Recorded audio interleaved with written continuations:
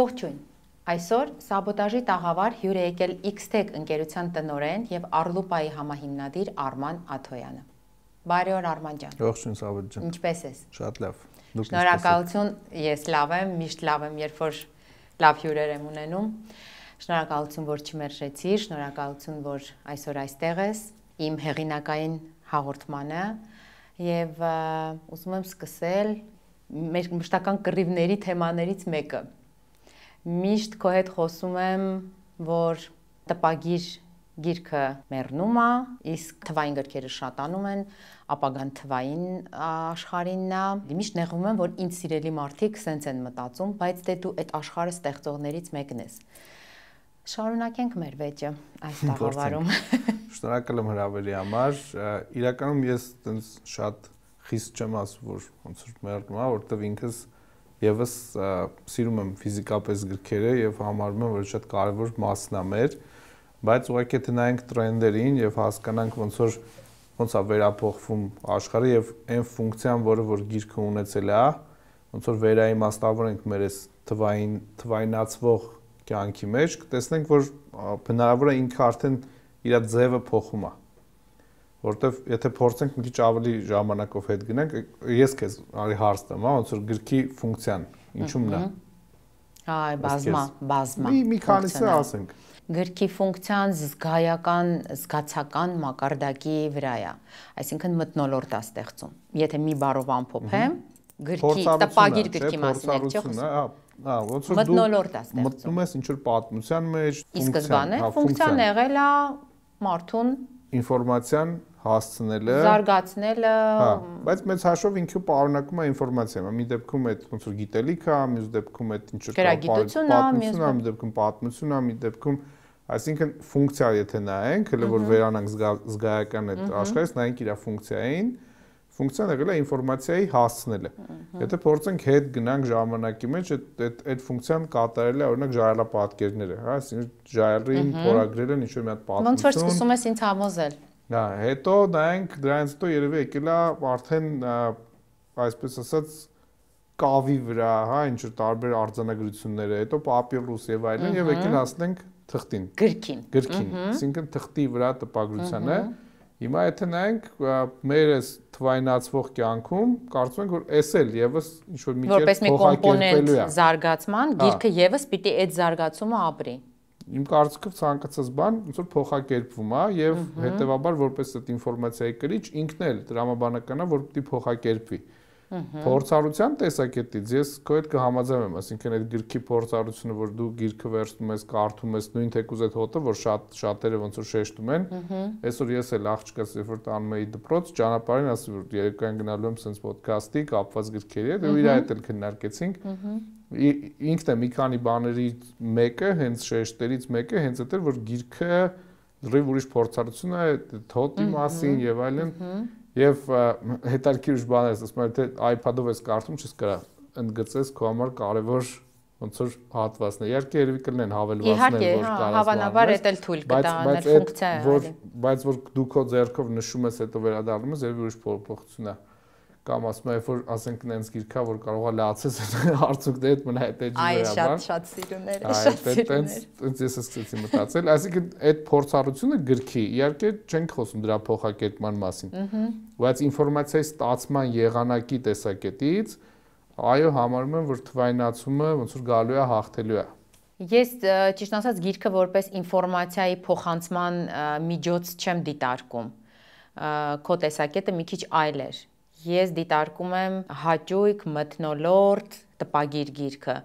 եւ գեղարվեստական պատմություններ, որից մարդ հաճույք է ստանում, իսկ այդ պարագայում մթնոլորտը շատ կարեւոր է։ Բայց աշխարհը զարգանում է, առաջ են գնում եւ մենք միասին համատեղ ունենք ստեղծած մի գիրք, որի մասին հիմա ուզում եմ խոսել։ Մենք միասին Թումանյանի հեքիաթները մի քանի տարի առաջ կազմը անիմացրեցինք, սարքեցինք անիմացիոն, այսինքն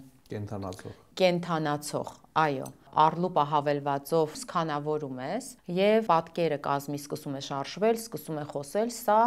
շատ գրավիչ մի բան էր երեխաների համար։ Եվ պիտի ասեմ, որ մեր Թումանյանների շարքից ամենաթանկ եւ ամենավաճառվող գիրքը դուրս եկավ։ Ժպիտդ խոսում է այն մասին, որ լավ է ստացվել, որ այդպես է։ Դե իրականում կարծում եմ այդ կոնկրետ պրոյեկտը դեռ զարգացման տեղ ունի, ես համոզված եմ, որ ելի կշարունակեք տպագրությունը եւ ներսի էջերն էլ, որովհետեւ շատ դեպքերում մարդիկ ոնց որ կարծում էին, որտեղ մեզ այդպես դիմել են, ասում են, բա ներսի էջերը։ Մեզ էլ են շատ հարցնում, բա միայն կազմն է, ու ես ինչ որ սահման էի դնում, ասում էի, այո, միայն կազմն է։ Սա իմ ներքին վախերն են, որպես տպագիր գրքի հրատարակիչ, եւ ես ինչ որտեղ կոնսերվատիվ եմ այդ հարցում, հակառակ քեզ։ Եվ ուզում եմ հասկանալ, ինչ որ սահման կա այդ թվայնացման, այդ հոսանքը, որի տակ ընկած եք դուք։ Օրինակ գրքի ներսի էջերը եւս եթե մենք անեինք, չնայած դա շատ թանկ հաճույք է, դու դեմ չէիր լինի, հա։ Մենք միայն ուրախ կլինենք, բայց ոչ միայն բիզնես տեսակետից, որովհետեւ տես Աբետ ջան, իհարկե ոնց որ կարելի է գալ այն տրամաբանությամբ, որ իր ֆանտազիայով, իր պատկերացումները կկազմի, չէ՞, կոնկրետ այդ դրվագի մասին, այդ պատմության մասին, բայց օրինակ լրացված իրականությունը թույլ է տալիս ոնց որ հավելել այդ պատմությունը։ Օրինակ ինչ, եթե մենք պատկերացնենք, որ տարբեր էջերի վրա կարող է երաժշտություն օրինակի համար ավելանա, եւ այդ տեքստը դու կարդաս ինչ որ երաժշտության ներքո, որը ասում է այդ պատմությանը։ Կարող դու կարդում ես մի բան, որի, ասենք, ստեղծագործությանը սազում է Արամ Խաչատրյանի մի հատ ինչ որ երաժշտություն։ Կարող դու կարդում ես մի հատ ինչ որ պատմություն, եւ այդ պատմության մեջ, ասենք, շատ sense մանրամասն նկարագրվում է ինչ-որ մի հատ իր, եւ դու հավելվածը պահելով այդ իրի իրական ոնց որ տեսքը կարողանաս տեսնես։ Ինքը ոնց որ գրքից անջատվի դուրս գա եւ դու իրան տեսնես։ Օրինակ, ասենք, նկարագրվում է ինչ-որ մի բան, չէ՞ մի հատ իրը առարկա է նկարագրվում, որը գտնվում է կարող ինչ-որ թանգարանում, դու հեռու ես, ասենք, կարող չես կարող գնաս դատել, Վատիկանում ենթադրենք ինչ-որ մի հատ իրա նկարագրվում այդ գրքի մեջ, եւ դու կարաս իրան տեսնես։ Այսինքն գրքից ինքը դուրս գա, հիմա այդ փորձառությունը ինքը ունիկալ փորձառություն է։ Ինքը չի խանգարում քո գիրք ընթերցելուն, բայց ինքը հավելում է, ոնց որ նոր մի հատ հնարավորություն է տալիս այդ գրքից առավել ստանալու։ Կամ պատկերացնենք դու սկան արեցիր եւ հեղինակը ինքը վիդեո ֆորմատով քեզ ողջունում է, ասում է, որ գիրքը սրա մասն է եւ այլն։ Հարի Փոթերը նայել ենք բոլորս, այդ կենթանացող նկարները հիշում ենք, այս տրամաբանության մեջ է, այսինքն ես չեմ ուզենա գիրքը դառնա լրիվ թվային, օրինակ նույն աղջկա սարսուզում Kindle-ով կարդալ, ասում չէ, ինձ այդքան դուր չի գալիս։ Այսինքն թվայնացվածը պետք է տարանջատել ֆիզիկական գիրքը, օրինակ հավելելով լրացուցիչ բովանդակությամբ։ Կամ ասենք, եթե հիմա մենք խոսացինք ավելի շատ ոնց որ այն գրքերի մասին, որոնք որ էմոցիա են տալիս, բայց հիմա եթե վերցնենք կրթական բովանդակությունը, եթե մենք մտածենք քիմիայի տեսակետից, մտածենք ֆիզիկայի տեսակետից, որ գրքից միանգամից կարելի է այդ փորձը սկսի տեղի ունենալ կամ որոշակի ձևով 3D անիմացիայի կերպով դու սկսես ավելի լավ պատկերացնել որոշակի process-ներ։ Այդ սահմանի մասին եմ խոսում, օգտագործել, կիրառել այն պարագաներում, որտեղ գիրքը իր հնարավորությունները գրքի սահմանափակ են։ Այսինքն դուք այդ AR հավելվածներով գրքի սահմանափակ հնարավորությունները դարձնեք ավելի լայն։ Գուցե միայն այս պարագայում կարելի է գրքում կիրառել այս ֆունկցիաները, ինչ ես կարծում, թե կոմերցիան sense շատ գրավիչ է եւ կոմերցիայի հարցը չի այդքան ինձ թվում է, այլ փորձառության հարցն է եւ իմ կարծիքով եկող սերունդները իրանք ոնց որ նախընտրություն են տալու այն ճանապարհներին բովանդակության ստացման, որը ավելի ինտերակտիվ է եւ ավելի ոնց որ ասած գրավիչ իրենց համար։ Այս վերջերս Digitech-ի շրջանակներում ունենք կոնֆերանս туриզմի վերաբերյալ եւ այնտեղ էլ այս խոսակցությունը գնում էր, էլի, որ ասենք թվայնացվում է եւ մի հատ sense օրինակ ես բերեցի, հիմա էլ կուզենամ ոնց որ քննարկենք, այսօրվա բովանդակության ստանդարտը դա վիդեոն է։ Եթե երեխաներ ունեք, մեծ դիտողներն են ինձ թվում է կհաստատեն, իրանք նախընտրում են ավելի շատ օրինակ վիդեո հոլովակներ դիտել, քան թե արդեն նկարներ նույնիսկ նայել։ Նույնիսկ տեքստի մասն էլ չենք խոսում, դա երկար տեքստեր ենք միանգամից կարող անցնել։ Դուք արեցիք այտենց։ Մենք չենք արել։ Հա։ Չէ, վստահ մենք չենք արել։ Ամեն ժամանակ ունի իր ոնց որ ասած տրենդերը եւ հիմա ոնց որ վիդեոյի դարաշրջան է։ Այսինքն բովանդակությունը մարդիկ սովորեն ընկալել վիդեո ֆորմատով։ Եթե մենք նայենք առհասարակ այդ պրոգրեսը, ինչ սա գալի, որ մարդիկ գնալով ավելի արագ են ուզում ինֆորմացիան ստանան։ Դրա համար են նախընտրում վիդեոն։ Եվ այդ դրա ոնց որ հաջորդ ավելի բանը զարգացող տրամաբանությունը ինչի համար են ասում, որ VR-ը կամ AR-ը ոնց որ հաջորդ տեխնոլոգիաներն են, որովհետև դա մի մակարդակ ավելի ինտերակտիվ է դարձնում ամեն ինչ։ Այսինքն ինքը եթե օրինակ ինչ-որ մի բանի մասին կարդում է, նորություն է կամ ինչ-որ մի հատ պատմություն է, նույնիսկ վիդեո նայելը իր համար արդեն քիչ ալնելու։ VR-ը կարա տա իրան հնարավորություն այդտեղ հայտնվել։ Ասենք պատկերացնենք հենց այսօր որ խոսում ենք, դու ասենք Հարի Փոթերը կարդում, բայց կա հնարավորություն հայտնվելու այդ աշխարհում, որտեղ այդ գործողությունը։ Եվ մի քայլ էլ գնանք առաջ, ոչ թե մենակ հայտնվելու, այլ որպես խաղ նույնիսկ մասնակցելու։ Որպես գործող անձ։ Այո, ասենք ո հերոսի հետ դուել ես նույն իրանց հետ, ոչ թե գլխավոր հերոսն ես, այլ դու պատմության մասնակից ես։ Միանշանակ գրավիչ է, չէ՞, եւ այս համեմատության մեջ է երևում, որ նախընտրությունը գնալու է ավելի ինտերակտիվության։ Իհարկե, դա մի հատ կարևոր բան կա,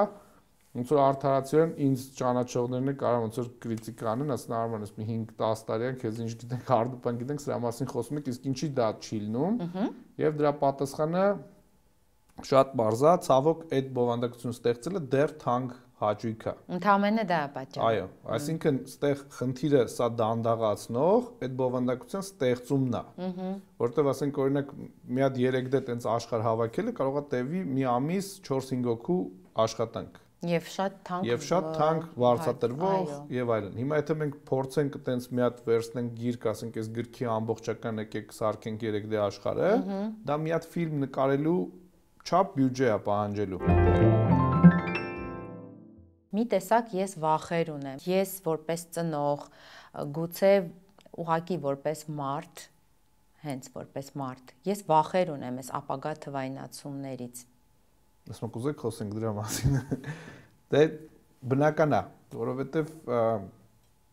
մարդը առհասարակ վախեր ունի անհայտի նկատմամբ։ Վախը չիմացությունն է։ Հիմա այս AI-ը, չէ, այսքան ամբողջը AI-ի ոնց որ ասած, sense մեծարում է տեղի ունենում կամ բոլորը փորձում են ինչ-որ մի ձև ինտեգրվեն, բայց շատ մարդիկ կան, որոնք որ խուսափում են եւ կամ կտրականապես նույնիսկ դեմ են։ Ոնց որ ասած արդեն փորձում են հուշել, որ այդտեղ ոնց որ խնդիրներ կան, նույնիսկ Google-ի նախկին տնօրեններ կան, որոնք որ հենց զբաղվել են Google-ում AI-ով, իրանք ասենք շատ սկեպտիկ են եւ շատ ոնց որ ասած վախեր ունեն դրա զարգացման անկառավարելի զարգացման նկատմամբ, որովհետեւ մենք գիտենք, որ ասենք կա ինչ-որ էթիկա, որ մարդիկ տեխնոլոգիան օգտագործում են ինչ-որ էթիկայից ելնելով, բայց եթե մենք մտածում ենք, որ ինքան կարան հայտնվել տեխնոլոգիաները երկրներում, որտեղ այդքան էլ իրան կարան չվերաբերվեն ոնց որ այդ ձև, ոնց որ ատոմային զենքը, հա, ասենք այսօր գիտենք, որ աշխարհը խուսափում է թողել որոշ երկրների ունենալ, որովհետև ոնց որ վախեր կա, թե ոնց կկիրառվի կամ եւ այլն։ Và նույնը այդ տեխնոլոգիան, այդ պակաս վտանգավոր չի լինելու, ոնց որ եթե պատկերացնենք մի 10 տարի հետո AI-ի ինչ-որ շատ ուժեղ զարգացումները, ինքը նաև զենք է դառնալու ինչ-որ իմաստով։ Այսինքն սա անկառավարելի process է։ Դեռ կառավարելի է, բայց մարդիկ արդեն վախեր ունեն, թե ուր կարա հասնի։ Եվ նույնը, ասենք, վերաբերվում է նույն VR-ին։ Ասենք, սենց հարց է առաջանում, որ իսկ եթե այդ այնքան գրավիչ լինի, որ մարդիկ ավելի նախընտրեն ապրեն այդ թվային ոնց որ աշխարհում, քան թե այս իրականության մեջ, այստեղ հոգեբանական խնդիրներ, մարդկանց մեկուսացում տեղի չի ունենում։ Այս վախերն է, որ մարդկանց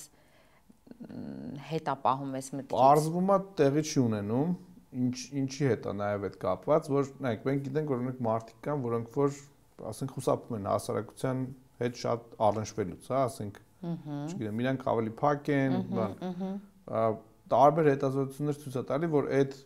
դրանց միջոցով իրանք գտնում են մարդկանց, որոնք որ իրանց համար հետաքրքիր են, այսինքն ինքը կարող է շատ դեպքերում կոմպլեքսավորվում է կամ ասենք ինտրովերտա չի սիրում շատ շփվել, բայց այդ աշխարհում որտեղ ինքը չի երևում, օրինակ ինքը իր տեսքը չի երևում, ինքը ինչ է, ինքը այնտեղ կարա մի հատ կերպար դառնա,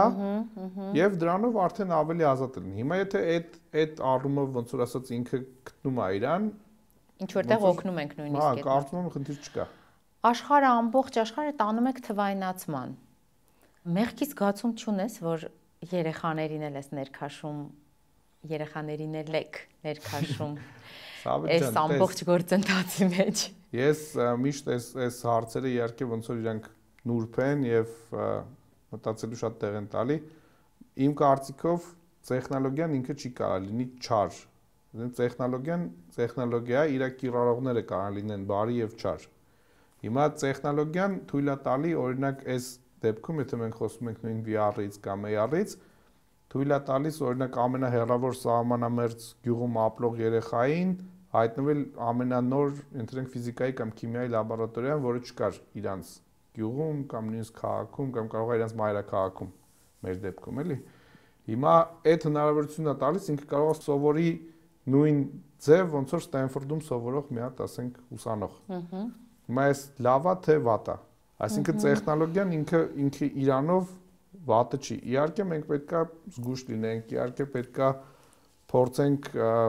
հնարավորինս սահմանափակենք դրա օգտագործումը, նամանավանդ փոքր ոնց որ երեխաներին, որոնց համար կարա շատ ոնց որ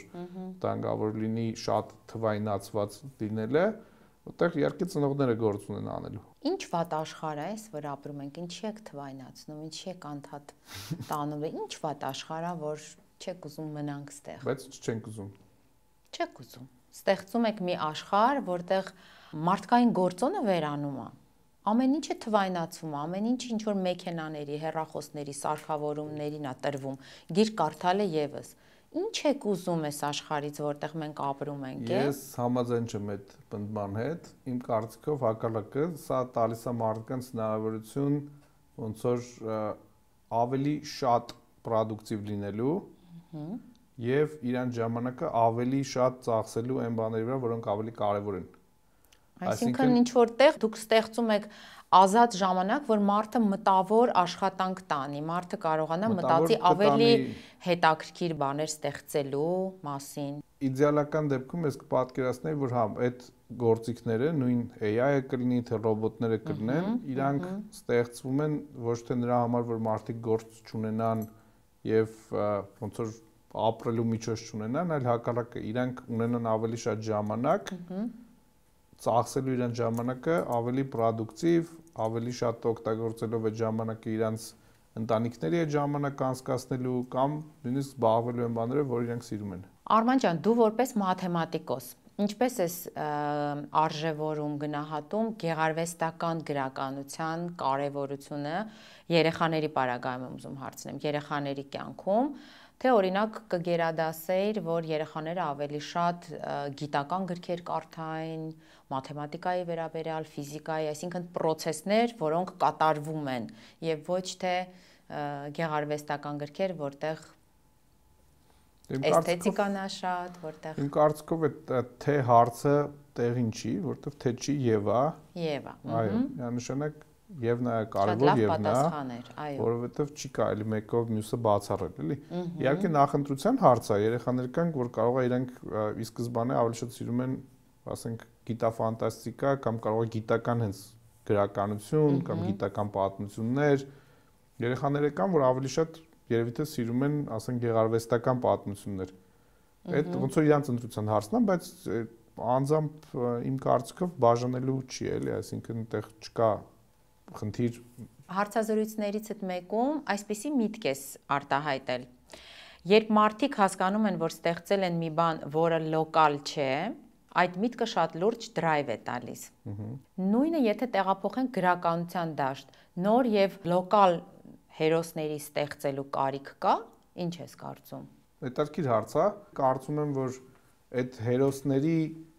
այսօրվա իրականությանը ոնց որ այսօրվա ստանդարտին կամ այսօրվա ընդունված ձևին մոտեցնելու կարիք կա։ Այսինքն օրինակ ես կարայի պատկերացնել, որ Սասունցի Դավիթը նորից կարելի է գրել, բայց արդեն իրանց սուպեր հերոս սարքելով։ Ախր սարքելով չի, այդ էպոսը սարքելով չի եկել, այդ էպոսը ունի որոշակի պատմություն, որի փոփոխությունը արդեն ուրիշ տեղ է տանում։ Այս նոր մոտեցումները, Սասունցի Դավիթը նոր մեկնաբանությամբ, սրանք ախր շատ սխալ բաներ են։ Ես նկատի չունեմ վերցնենք հենց այդ փոխենք։ Ես նկատի ունեմ էպոսը ինչ որ բան ունի, չէ, պատմություն ունի, ինքը ինչ որ դաս տալու խրատական բան ունի։ Բայց եթե հիմա այդ էպոսի մեջ օրինակ խոսվում է բաներից, որ երեխաները երբեք չեն տեսել, գառների արածելուց օրինակ։ Իրանց համար դա անկալելի չի, իրանք այդ աշխարհում էլ չգիտեն այդ ոնց են գառներին արածացնում։ Ես սրա մասին եմ ուզում ասեմ, էլի։ Այսինքն նոր պատմությունները, որոնք որ ստեղծվում են, իրանք պետք է ստեղծվեն ժամանակին համահունչ։ Հները կան, օքեյ, այդ մարդիկ, ասենք, սովորեն, իմանան, բայց նորերը, որպեսզի իրանք դառնան ոչ թե մենակ մեր լոկալը, այլ հնարավոր լինի նաև իրանք արտահանել այս իմաստով։ Իրանք պետք է լինեն ավելի ոնց որ ասած ժամանակի շունչով։ Ինչու այդ դեպքում հին այդ մեր պատմություններից ինչ որ բաներ պահպանել։ Այդ դեպքում դե այդ մշակութային արժեքը չես կարող պահպանես, ինքը ոնց որ քո պատմության մասն է եւ այդ իմանալը կամ ուսումնասիրելը կարեւոր է։ Բայց ինքը արդյոք կդառնա պոպուլյար, ասենք քննարկվող նյութ, կարող է չդառնա։ Կամ գրավիչ երեխայի համար, գրավիչ։ Գրավիչն էլ, եթե այսօր ինքը, ասենք, էլի նույն կարևոր հարցն է, եթե այսօր ինքը տեսնում է, ասենք, այս աշխարհը, իր համար հետաքրքիր է դրա վերաբերյալ նյութը։ Այսինքն մի հատ գրող կարող է գրել մի հատ պատմություն AI-ով, VR-ով եւ այլնով, եւ այդ արդեն մրցունակ դառնար միջազգային ոնց որ շուկաներում, այսինքն ինքը գնար արդեն այն դաշտ, որտեղ որ կարդացողների հետաքրքրությունը կա։ IT-ի դեպքում այդ ավելի հեշտ է։ Այսինքն դու սարքել ես հավելված, խաղ, դու իրան դնում ես միջազգային ոնց որ ասած շուկայում, App Store-ում, եւ ամբողջ աշխարհից կարան նկատեն, տեսնեն, ոնց որ օգտագործեն։ Գրքի դեպքում վստահ եմ այդ ավելի դժվար է, որովհետեւ պետք է թարգմանել, գնալ այդ ցուցահանդեսներին, գտնել հրատարակիչներ, այսինքն դա վստահ ավելի երկար եւ դժվար ճանապարհ է։ Եվ հետո եթե մենք պատմական փաստեր ենք դնում գրքի պատմության մեջ, սա արդեն ինքնին լոկալանում է, եւ արդեն դրա նկատմամբ ավելի նեղ է դառնում, որովհետեւ եթե ասենք այլ ազգա իրանց համար դա այդ հետաքրքիր չէ։ Ես դրա համար բերեցի այդ օրինակը, էլի, երբ որ դու ասենք մի հատ ինչ-որ միստիկ պատմություն ես գրել եւ ինքը լոկալ շատ sense կապվածություն ունի քեզ, բայց կարող է ինչ-որ մի բաներ կա, որոնք որ համեմված է, կարող տեղանուններ, կարող է ինչ-որ պատմություններ, որոնք որ ինչ-որտեղ նույնիսկ կոլորիտ ունեն եւ հետաքրքիր քո ունեցած ոնց որ պատմության վրա, այդ կարաս ազի։ Բայց եթե դու շատ վերցնես sense նեղ միայն քեզ վերաբերվող բաները գրես, ինքը չի միջազգայինանա։ Դե սա օրինակ շատ անգամ պատճառ է դառնում, որ մենք մեր գրքերի իրավունքները չենք կարողանում վաճառել դրսում։ Ինչի՞։ Որովհետև եթե մենք ունենում ենք շատ ազգային կոմպոնենտներով պատմություններ, նույնիսկ մեր օրերում ստեղծված պատմություններ ենք ունենում, որտեղ հայկական ազգային կոմպոնենտը շատ է, դա արդեն դրսում մեծ հետաքրքրություն կարող է չառաջացնել, եթե այնտեղ ազգային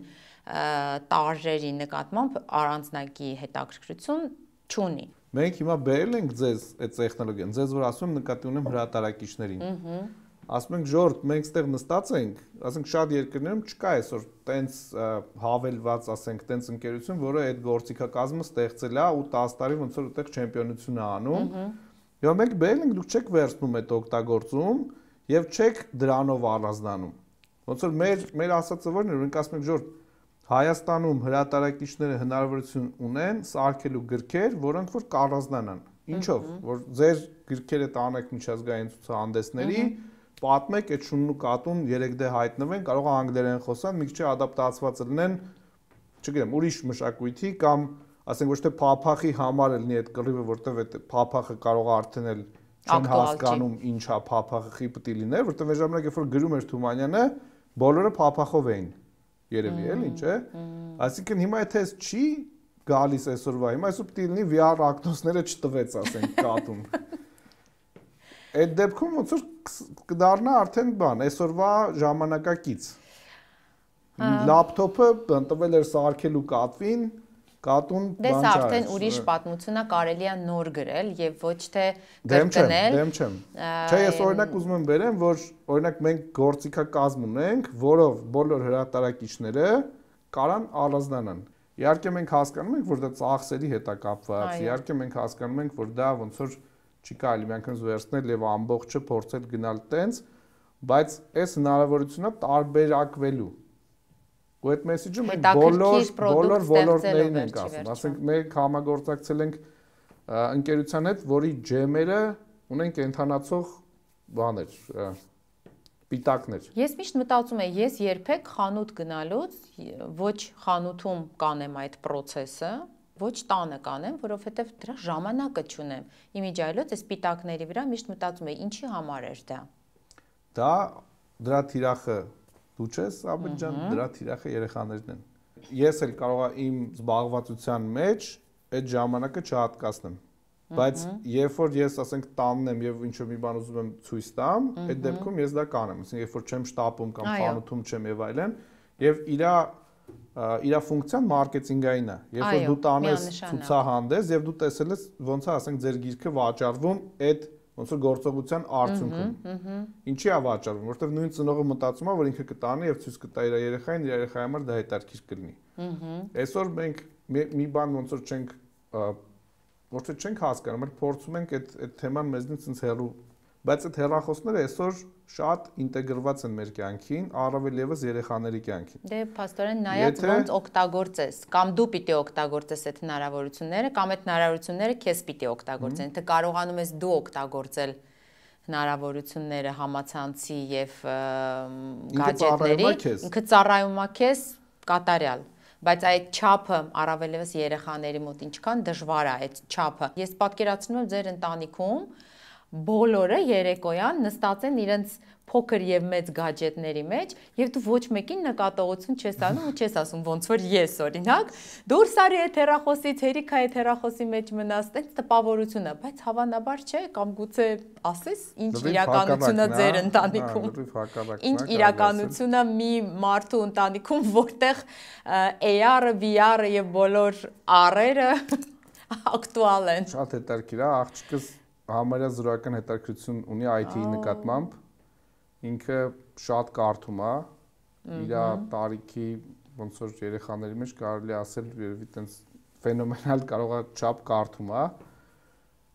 տղայիս համար մենք հիմա կարդում ենք, ինքը փոքր է, 5 տարեկան է, բայց ես վստահ եմ, որ ինքն է կկարդա, որտեղ ինքը տեսնում է քրոջը, թե քույրը ինչքան է կարդում եւ մենք իր համար ամեն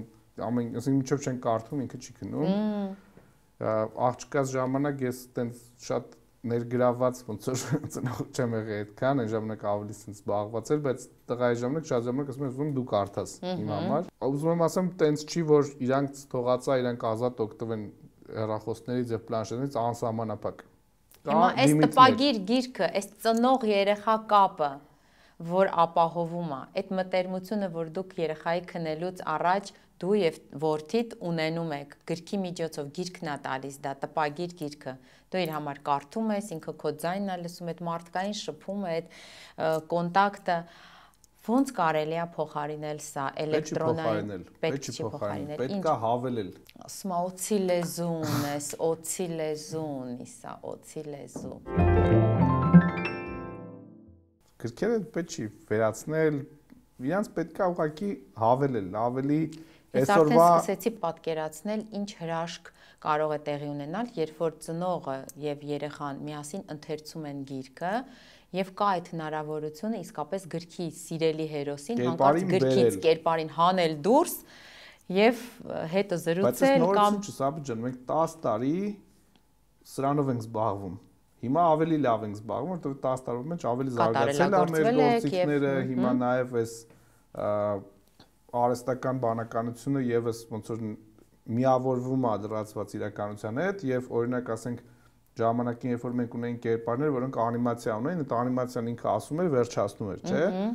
1 կամ 2 տարվա ընթացքում նույն Թումանյանի կերպարի հետ կկարողանաս խոսել։ Դու սովորական ձայնայինով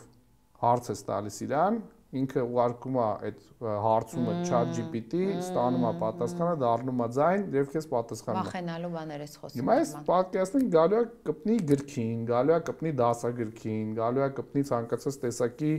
ոնց որ ֆիզիկական իրին որը կարա արդեն կենթանանա։ Ի հավելումն, փաստորեն դրա համար է կոչվում հավման լրված իրականություն։ Այո, այսինքն ոչ թե պետք է փոխարինել, այլ հավելել, շատ լավ ձևակերպում է, շատ համոզիչ։ Այսինքն հավելալ հնարավորություն տալ այն գրքին, որը երեխան ընթերցում է։ Ինչն է թվայինին միացտեղ մի բան ոնց որ կավելացնեմ, գրադարանների չափի, մեծության եւ իրանց տեղափոխման տեսակետից ես կարծում եմ, ասենք Kindle-ը կամ iPad-ը դրանք անփոխարինելի բաներ են, այսինքն այդ հնարավորություն են տալիս, որ բազմաթիվ գրքեր մեկ փոքր էլեկտրոնային սարքի մեջ ունենան։ Այդ շատ լավ է, բայց ես չեմ համարում, որ պետքա առհասարակ չլինի տպագիր գիրք։ Բայց որ չլինի, շատ չես նեղվի։ Դե մի կնեղվեմ։ Նամանավանդ մանկական գրականություն է։ Երեխաները երբեմն ձանձրանում են եւ չեն լսում։ Ես նկատել եմ, քնելուց առաջ կարդում ես, մեկ էլ տեսնում ես միտքը կորավ երեխայի։ Չի կարողանում հետևել գիծը, պատմության ոնց է գնում։ Բայց երբ որ մի Հարի Փոթերյան հերոսի, որտեղ կա մոգություն, կախարդանք, այդ հրաշքը, որ տեղի է ունենում, երեխան անմիջապես մտնում է այդ գրքի պատմության մեջ։ Ինչպես կարող ենք ամբողջ մեր այդ թումանյանական կարևորագույն մեսիջները փոխանցել երեխային ավելի պարզ, ավելի հեշտ, ինչով կարող է նույն հեքիաթով, նույն պատմությամբ, թե վերափոխած։ Չէ, նույն, կարող է այստեղ AR-ը ինչ որ դեր խաղա, որ կարողանա երեխան ավելի հեշտ ընկալել պատմությունը։ Ինչ ձևեր կարող ես ենթադրել, որ հնարավոր է հեքիաթը ավելի հեշտ դարձնել։ Լեզուն պարզունակ դարձնելու մեջ չի հարցը, որովհետև մայրը կամ հայրը կարդալիս կարող են ավելի պարզ բառերով բացատրեն երեխային։ Հարցը դրան պատմության հենց ոնց որ հեքիաթի բովանդակության մեջ է հարցը։ Այսինքն այդ նյութը ինքը այսօրվա երեխայի համար ընկալելի է թե չէ։ Այսինքն էլի ժամանակային խնդիրն է, ժամանակավրեպ են այն պատմությունները, որոնք որտեղ իրանք շատ այդ դետալները կամ այդ շատ պատմությունները կամ այդ հերոսներին, բան, իրանք այդ ընկալումը չունեն։ Այսինքն այդ պատմությունը 100 տարի առաջ ուրիշ ձև էր ընկալվում։ Այսօր արդեն չի ընկալվում։ Դրա համար ես օրինակը բերեցի, մենք իհարկե քեզ կատակի տվեցինք, որ ասացինք շունն ու կատուն այսօրվա մոդեռն, ասենք, ինչ-որ մի բանի կիսելու խնդիր կարող ունեցել են, բայց կարող է այդտեղ տրամաբանություն կա, որովհետև երբ որ այդ նույն հեքիաթը մենք վերափոխենք մի բանի, որը իրանց համար հետաքրքիր է կամ ծանոթ, բայց էլի պահելով, որովհետև իմ կարծիքով այդտեղ օրինակ իմ կարծիքով իհարկե երեխա ժամանակ է դու տենց չես նայում, բայց հիմա երբ որ ես ասենք կարդում եմ, իրանք մեծամասամբ խրատական եւ կյանքի ոնց որ ասենք ինչ որ սովորացնող արժեհամակարգի, ասենք մարդկանց ինչ հարաբերությունների, ինչպես վերաբերվել տեսակների, չէ՞ ոնց որ ասենք դրա մասին են։ Այսինքն այս հեքիաթների հիմնական նպատակը այդ բարոյախրատական վերցնել, ուրիշ մի մթնոլորտով, ուրիշ մի միջոցով հաղորդել այսօրվա երեխային չկորցնելով այդ կարևոր իմ կարծիքով, ասենք, ես չէի վախենա տենց էքսպերիմենտից, իհարկե ոնց որ ձեր դաշտի խնդիր է, ես կարող եմ փորձեի դիտարկել, որ վերցնենք այն Թումանյանի հեքիաթները, ոնց որ կլասիկան, եւ փորձարարական բերենք իրանց այսօրվա իրականության մեջ։ Պատմությունը չփոխելով, կոնտեքստը պահելով, այսինքն ինչի շուրջ էր այդ ստեղծած կռիվը, ինչի շուրջ էր այդ կռիվը կամ հա այդ պահելով, որ այս նյութը պահելով, բայց փոխելով իր ոնց որ ատրիբուտները։ Այսինքն գդակը վերջի վերջո կփոխեիր։ Հա, միանշանակ, որովհետև այսօր այդ գդակը ոնց որ չի հասկացում, փափախը չի հասկացում, ինչի համար, ինչ ով է դնում է էլի։ Հետաքրքիր է, չարժի երեխաներին տանել գյուղեր ցույց տալ այդ ոչխարի հոտը, պատմել, որ ժամանակին մեր պապերը այսենց ոչխարի մորթուց գդակներ են հագել, այսինքն անընդհատ փորձում ենք, օրինակ ես այդպես եմ, անընդհատ փորձում հետ տանեմ, չեմ թողնում, որ այս թվային աշխարհը ուտի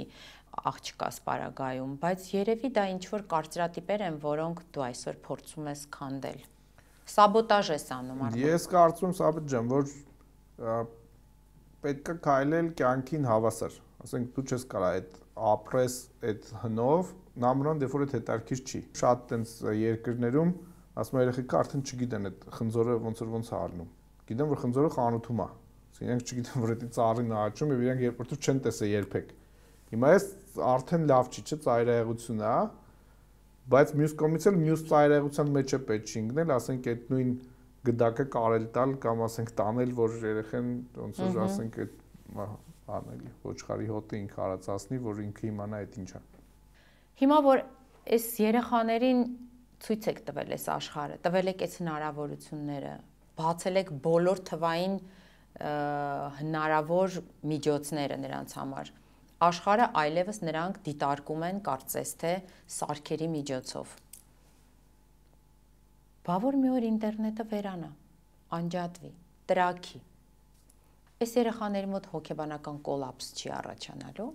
Ինչ պիտի անենք։ Չեք վախենում այդ մտքից։ Չէ, իրականում, որովհետև մարդը ինքը ամենաադապտիվ էակն է աշխարհում, այսինքն եթե վաղը չլինի ինտերնետ, ինքը շատ հանգիստ կսովորի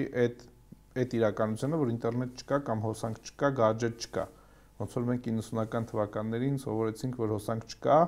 եւ էլի կարծես թե երջանիկ ապրում էին։ Գոյատևեցինք, այո, երջանիկ էլ ապրում էին։ Իհարկե զրկանքներով, դժվարություններով, այդ հետո շատ մարդկանց առողջության ոնց որ գին նստեց եւ այլն, բայց օրինակը բերեցի այն տրամաբանության մեջ, որ այդ իրականությանը մարդիկ կսովորեն արդեն ապրել տենց։ Մենք ուրիշ բանի մասին ունենք ավելի շատ անհանգստանալու, որ տեսեք, մինչև այս տեխնոլոգիաները մի սերունդ տարբերությամբ էին գնում։ Այսինքն օրինակի համար, եթե մեր տատիկներ, պապիկները հեռուստացույցի ոնց որ օգտվող էին, հետո եկավ ինտերնետը, հետո մոբայլը, օրինակ ես վստահ եմ, ասենք, եթե դեռ ասա ձեր աղջիկը, ինքը կարող Snapchat-ով է օգտվում, դուք Snapchat-ից չեք կարող օգտվեք։ Օրինակ, ասենք մենք WhatsApp-ով ենք օգտվում, ծնողները դեռ, ասենք, կարող է Skype կամ չէ, կամ էլ հեռախոսով նոր սովորել են օգտվել։ Այո։ Հիմա այս տեմպը, որ արագանում է զարգացման, ոչ թե տարբերությունը մի սերունդ է, այսինքն դուք WhatsApp-ով չեք կարող զանգել տատիկ պապիկին, չէ՞ իմ պապիկին ես WhatsApp-ով եմ զանգում, հեսա կարող է զանգի։ Դե քո պապիկ տատիկն հաստատ կզանգեն։ Երեխաների մեջ արդեն լինելու է ավելի արագ փոփոխություն, այսինքն ոչ թե մի սերունդ է փոխվելու, որ իրանք տարբեր տեխնոլոգիաներով արդեն իրար հետ շփվեն, այլ ավելի արագ։ Էլի սկսեցիր վախենալու բանել։ Այդ վախենալու է։ Բայց էլի տեխնոլոգիական պրոգրեսը ես վստահ եմ, որ ասենք ժամանակին, երբ որ նոր հոսանքը հայտնագործել էին եւ ասենք ինչ որ գործարաններ էին արդեն սկսելներ, հա, մարդկանց մոտ կար այդ վախը, որ այլևս գործ չեն ունենա։ Կամ ինքնաթիռներն ու մեքենաները վախենալու էր, որովհետեւ իրանք համարում էին, որ այն մարդիկ, ովքեր ինչ որ մասնագիտություններ ունեին այդ ժամանակ, դրանք այլևս չեն լինի։ Բայց մենք տեսնում ենք, ասենք, ավելի շատ է մարդկանց զբաղվածությունը, չէ, ասենք ավելի շատ աշխատանքներ կա։ Դրա համար հիմա որ օրինակ այտենց վախեր կա, մեզ դիտողների մոտ է կարող կլինի այտենց վախեր, որ այս AI-ի արդյունքում մարդկությունը կմնա առանց գործ, ես այտենց չեմ կարծում։ Չես կարծում։ Ես կարծում եմ AI-ը կտա հնարավորություն ավելի արդյունավետ լինելու, այսինքն այն գործերի վրա, որ եթե վերցնենք էլի այտենց բան անենք, հա, հետ հայացքով նայենք, այն ժամանակ լիքը գործեր արվում էր, որովհետև չկար ավտոմատացում, չկար ինչ որ ձեռքով էր արվում եւ դա մարդկանց մի ամբողջ կյանք էր տևում, հետո տեխնոլոգիան հայտնվեց եւ ոնց որ այդ գործը դարավ ավելի հատկապես կենցաղային աշխատանքները, որ այսօր մեքենաներն են անում, ոնց որ չէ։ Էլի ժամանակը չի հերիքում եւ էլի անելիք ունեն։ Պայքարում եք, որ լվացքի մեքենան հայտնվեց եւ այլևս չեք կարող։ Ոչ, մենք օրհնում ենք լվացքի մեքենան ստեղծողին։ Տենց է օրհնելու են AI-ի ստեղծողին, տենց է օրհնելու են մնացած տեխնոլոգիաների ստեղծողին։ Իսկ կախվածությունները երեխաների մոտ, կարծում ես, եթե չլիներ գադջետային աշխարհը, այդ երեխաները, ովքեր կախվածություն ունեն գադջետներից, մի ուրիշ տեղ մի բանից կախվածություն կունենային, թե պետք է նայել, օրինակ ասենք, մեր ծնողները կամ չգիտեմ, մի սերունդ մեծ, երկու սերունդ մեծ, իրանք ինչ կախվածություններ ունեին։ Որոնք շատ ավելի վնասակար էին միգուցե։ Երևի ունեցել են ինչ-որ։ Երևի ինչ-որ վնասակար ավելի բաներ կարող են լինել։ Օրինակ հարբեցող մարդը, խաղամոլը, սրանք ինչ որ կախվածություններ են, որը գուցե այսօր դարձել է TikTok-ից կախվածություն։ Հա, Facebook-ի կախվածություն, TikTok-ի կախվածություն։ Մենք մի կարևոր բան ոնց որ ասած շեշտենք, որ իհարկե երեխաների դեպքում առավելապես ծնողների վերահսկողությունը եւ հետևելը շատ կարևոր է։ Հա, սա կարևոր է, հա, այսինքն իսկապես միանշանակ կարևոր է, որ ծնողները պետք է ուշադիր լինեն, հետևեն, թե ինչով են զբաղված, որովհետեւ ինտերնետը ինքը ոնց որ ասած ոչ անվտանգ օգտագործելու դեպքում լիքը ոնց որ ասած ռիսկեր ունի։ Այստեղ իհարկե ծնողները դեր ունեն, ուսուցիչները դեր ունեն այս ամեն ինչի, բայց ոնց որ վերցնել այդ հոդվածով փակել ինտերնետը, բայց սա էլ ֆիլտրել հնարավոր չի, հա։ Օրինակ, եթե հնարավոր լիներ այդ աղբը, վտանգավոր բաները ֆիլտրեր։ Որոշակի իմաստով կա այդ հնարավորությունը, արդեն նույն, ասենք, չգիտեմ, հեռախոսները եւ այլն թույլ են տալիս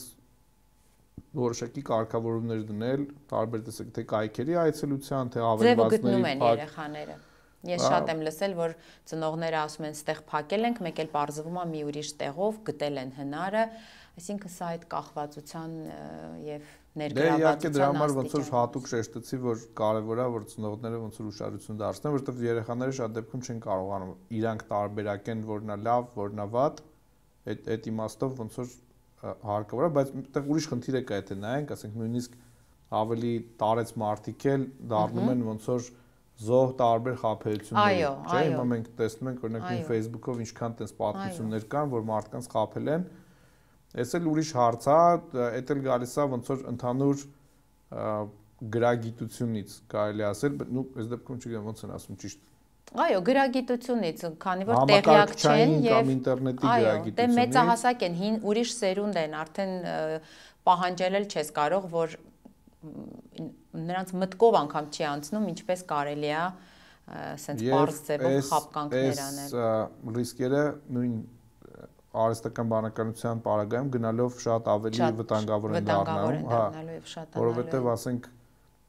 եթե կհիշեք, բան Terminator ֆիլմը իմ սիրած ոնց որ օրինակն է որ բերում եմ, հիշում եք որ զանգում էր իր մայրն էր խոսում է Թերոսի, չէ, հետո Terminator-ը ասում է քո մայրը չի։ Ոնց որ այդ մենք հասել ենք այսօր այդ տեխնոլոգիային, որ ձեզ կարող է զանգի ձեր ընկերը, չգիտեմ, ամուսինը եւ հեռախոսով ձեզ ասի, ասենք Աբետ ջան, մի հատ շուտ ինձ գումար ուղարկի էսի բանի։ Չհավատալու առիթ չունես այս բանը։ Նույնիսկ ասենք ինձ թվում է վիդեո զանգով էլ վաղը միսօր կարող լինի այդ հնարավորությունը, շատ վտանգավոր է եւ անխուսափելի։